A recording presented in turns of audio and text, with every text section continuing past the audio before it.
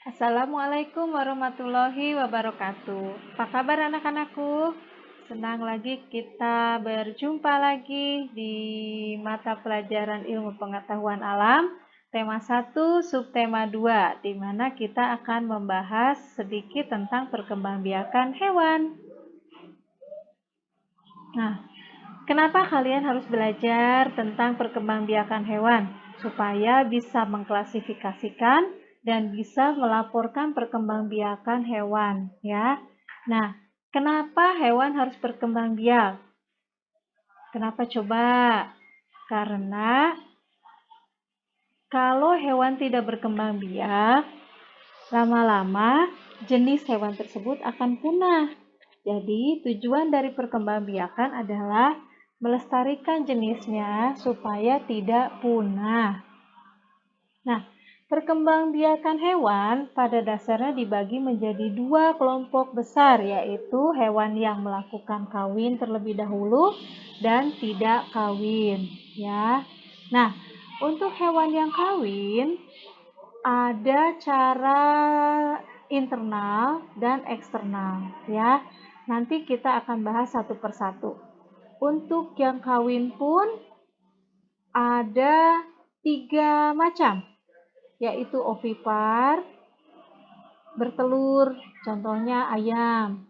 Vivipar, hewan yang melahirkan, contohnya adalah kucing. Ovovivipar adalah hewan yang bertelur dan melahirkan. Di sini Ibu ambil contohnya adalah kuda laut.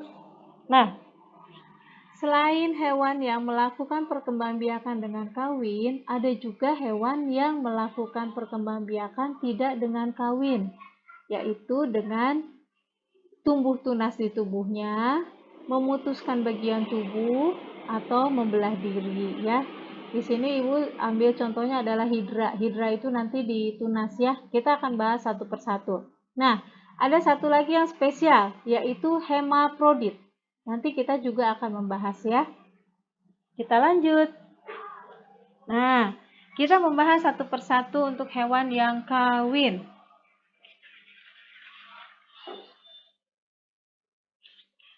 Yang kawin, kita akan membahas tentang ketentuannya, ya. Yang pertama adalah melibatkan induk jantan dan betina. Induk jantan menghasilkan sel sperma, induk betina menghasilkan sel telur, ya. Sel sperma dan sel telur akan bertemu. Peristiwa itu disebut pembuahan. Jadi pembuahan adalah peristiwa sel sperma dan sel telur yang bertemu. Jadi pembuahan itu adalah peristiwa bertemunya sel sperma dan sel telur, di mana hasilnya adalah zigot. Ya, zigot itu adalah calon individu baru. Kawin ada 2 macam, yaitu internal dan eksternal. Internal adalah pembuahan yang terjadi di dalam. Dalam. Contohnya adalah ayam, burung, dan lain-lain, ya. Eksternal adalah pembuahan yang terjadi di luar. Ambilnya ini, X berarti luar, ya.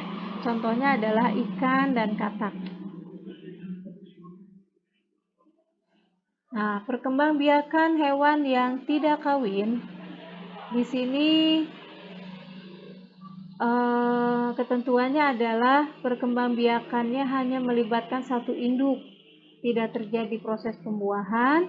Individu baru adalah bagian dari tubuh induknya. Nanti kita bahas, ya. Oke, sekarang kita bahas kawin yang ovipar atau bertelur.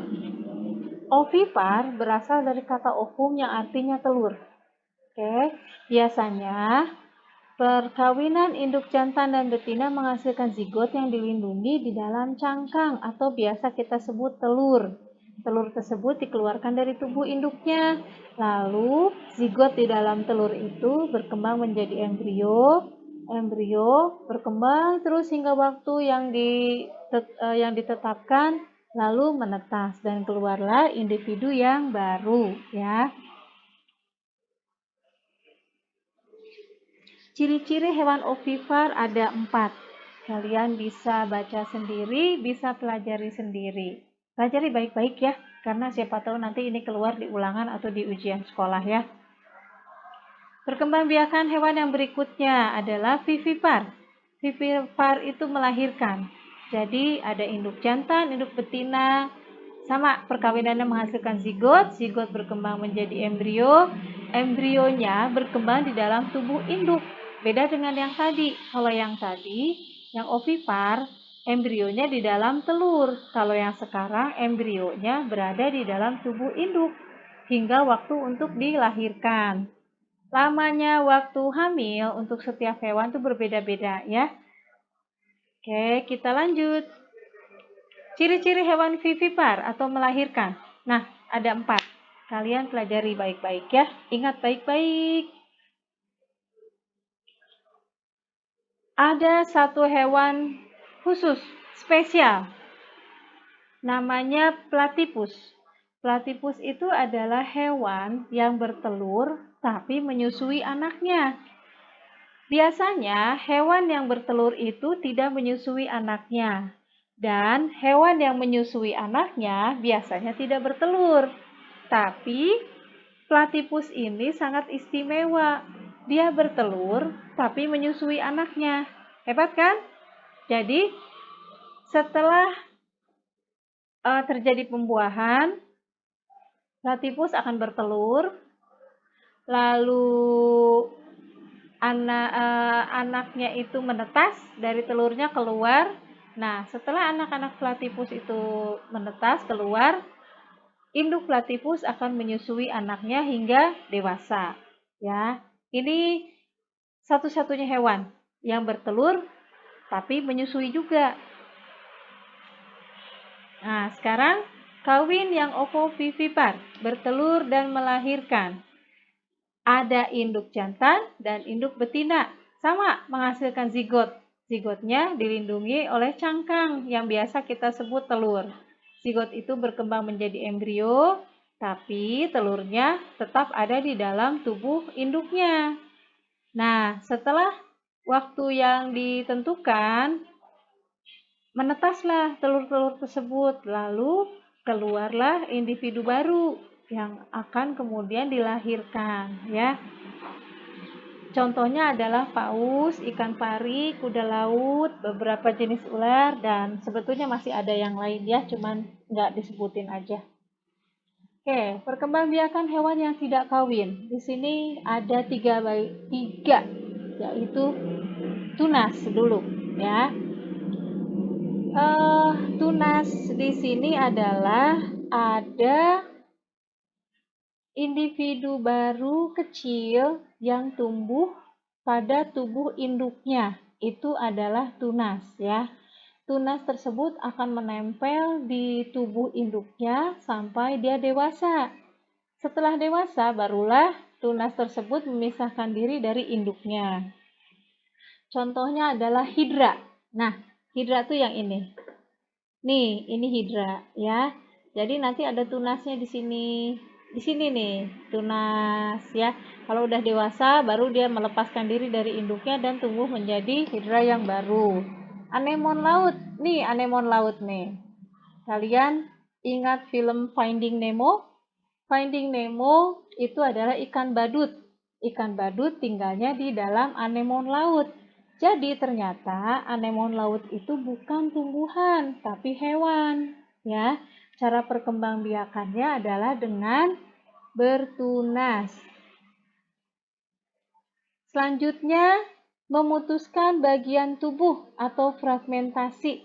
Ya, fragmentasi itu jadi induknya sengaja memotong bagian tubuhnya, lalu bagian tubuh itu berubah menjadi individu yang baru, akan tumbuh menjadi individu yang baru ya. Contohnya adalah cacing pipih atau planaria. Sekarang yang berikutnya adalah membelah diri. Membelah diri dihasilkan dari proses pembelahan dari hewan tersebut. Tapi di sini membelah diri hanya dilakukan oleh hewan bersel satu. Contohnya adalah protozoa dan euglena. Protozoa itu ada amuba, ini amuba, dan paramecium. Ini paramecium kayak sandal ya, kayak sol sepatu ya. Nah, kalau euglena yang ini ya, euglena yang ini. Sama, semuanya membelah diri. Nah, sekarang perkembangbiakan hewan yang tidak kawin itu ada yang sangat spesial, yaitu hemaprodit. Hemaprodit ini adalah hewan yang bisa bertindak sebagai induk jantan dan induk betina. Contohnya adalah ikan badut. Nah, siput pisang, kadal cambuk, kadal janggut naga, ikan urase, ikan kakatua, cumi-cumi, ikan gobi sirip hitam, katak, ular garter, dan siput. Ya, jadi hewan-hewan ini adalah hewan yang bisa berubah menjadi jantan atau berubah menjadi betina, tergantung dari situasinya. Mereka semua punya karakteristik perubahan sendiri ya. Kalau mau dibahas satu-satu, nanti Ibu khawatir fokusnya jadi terpecah. Ibu akan membahas hemaprodit ini di pertemuan yang lain lagi ya. Nah, tadi sudah Ibu singgung sedikit tentang protozoa. Protozoa itu hewan bersel satu yang berkembang biak dengan cara membelah diri. Protozoa itu berasal dari Yunani. Bahasanya maksudnya ya, protozoa itu berasal dari bahasa Yunani yang artinya hewan tingkat rendah bersel satu. Hanya dapat dilihat melalui mikroskop, tempat hidupnya di tempat berair atau basah. Sel penyusun protozoa itu ada dinding sel yang ini ya. Lalu ada cairan sel namanya sitoplasma, disebut sitoplasma. Ini yang biru-biru nih. Ini air ya. Air dan inti sel. Oke. Nah, untuk lebih jelasnya, kalian akan mempelajari hal ini tentang sel di SMP. Jadi, untuk kali ini Ibu hanya memperkenalkan saja, Ibu hanya menyinggung aja, hanya untuk pengetahuan ya. Oke. Nah, demikian sekilas pembelajaran kita tentang perkembangbiakan hewan ya. Kita akan bertemu lagi di materi yang berikutnya. Terima kasih atas perhatiannya. Wassalamualaikum warahmatullahi wabarakatuh.